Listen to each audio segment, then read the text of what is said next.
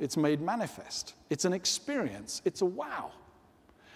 And the theory is that ultimately, if you're successful enough at creating that level of experience, that level of emotional bond in the customer, you get to transformation.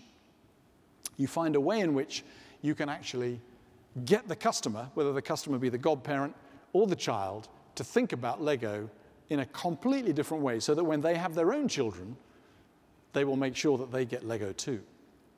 Now, you could do the same with coffee. Coffee beans, commodity. Productize it to create very beautifully branded packs of coffee beans. A whole service ethos around how you would actually service and create a whole service ethos around servicing the machines that make the coffee beans into your own homemade cappuccinos or lattes or whatever. But then it goes to a whole new level with experience when Starbucks appeared and all the clones of Starbucks that we see populating the high street. I mean, who would have thought 10 years ago that we would now be spending happily £3 on a latte with extra vanilla and a double shot of this, that, and the other? I mean, it's madness when you think about it, but we do it willingly because we perceive as consumers the experience of going to Starbucks is worth it. We get value for it. It's not just about the coffee, it's the experience of going to Starbucks. Whether that's transformational or not remains to be seen, but that's the theory. Now, in our own case, if you take the world of software, I mean, the commodity is, I guess, binary code. I mean, it's pretty dull when it's taken to the binary level. But you productize it, you create, in our case, Sage 50 or Sage Instant, and you have a product. We then create a service ethos around it. Sage Cover, in our case, where we have support contracts, and we provide all kinds of support and additional services in order to make the original product more embellished and more special. And the journey then becomes, what happens? How do we take our own set of products and services to experience? What is experience? What is the wow? What is going to make customers think, yeah, I like the software and I like the service, but this is wow. And what is that? And I would say to you, suggest to you, that every single one of you in the businesses that you run, there will be something that you should be thinking about. What is it? What are the interaction points? What are the experience points that you have with your customers that are the things that really matter to them, that are the wows, that are going to engender loyalty for the long term, and that are going to actually result in them coming back to you to purchase more from you time and time and time again? And very much the way to think about experience is you're moving from rational to emotional. You know, you can have a proficient service, but you can't really have a proficient experience. You know, experiences you love or you hate. You enjoy them or you detest them, but the words are emotional words. They make you feel great or feel lousy. And that word feel is important. And if you think back to the best experience you ever had as a consumer, you probably don't remember actually what that experience was in terms of actually what happened or what anybody said or what anybody did, but you remember, like it was yesterday, how you felt. You don't forget feelings. How it felt stays with you forever. And that's what the world of experience is about. That's what your customers and my customers, our customers, you sitting here in this room, need to feel. It needs to be that sense of feeling, the emotional bond. Because if you have the emotional bond, customers will be more loyal. Customers will recommend you to others. Customers will forgive you for the occasional mistakes that you may make. Customers will support you. Customers will guide you. Customers will tell you when you're going wrong, actually, because they care, because it's emotional, it matters.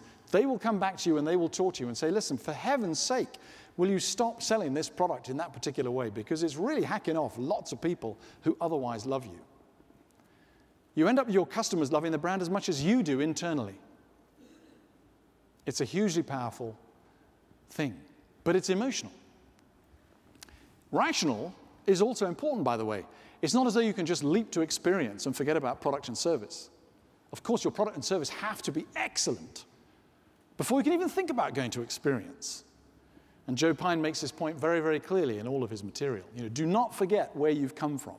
And that has to continue to be invested in to make sure it is every bit as good as you want it to be and to improve it all the time. And it is only then that you can move to experience.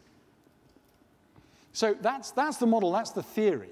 Now, in our own case, we've spent a lot of time recently, and I want to share some of this with you, and it's the first time that we've shared it with customers, about what it is that you have been telling us is what would make you say, wow. And we've used an agency to help us in this regard, a fantastic agency called Strativity, headed by a guy called Leo Arussi, again, can be found on Google. Really excellent agency with breakthrough thinking in this world of experience and what makes a difference to customers. And in essence, they ask, I'll explain how this chart works in a second, but in essence, they ask two questions to keep it simple. They say, a scale of 0 to 10, as a customer, given there are a number of experience points where you have experience, interaction with a company, with the supplier, which ones really matter?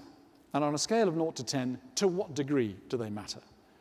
And then as a second question, it's to what extent does the company actually deliver against those particular interaction points? Now, as you can see from the chart behind me, if customers are saying that this particular interaction point scores in the red box, frankly, it doesn't matter if we were world-class in delivering an experience in that red box. For a customer, there's no value added. It simply doesn't matter. It doesn't move the needle. It's irrelevant. So if we spend all our time making experiences fantastic in the red box, we'll get absolutely no reward at all from customers. In the middle box, the yellow box, yellowy-orangey, where it's called functional, you've got to do it. You've got to be there, please. Yes, I expect this from my supplier. I want that to be delivered, please, but it ain't going to move my needle. If you don't deliver here, by the way, I'm going to be pretty upset with you. But it's not going to change my behavior. It's not going to make me do anything different. I just expect it. If you get in the top scale, 8 to 10, now I'm listening. Now you've got my attention. If you can deliver in that area, if you can really wow me here, if you can deliver against my aspirations, you're really going to excite me. And of course, that's the area where we should be focused. And in your own case, with your own businesses, that's exactly where you should be thinking. Which are the experience points that your customers have with you that are the ones that customers really care about, because they may not be the ones that you think your customers care about?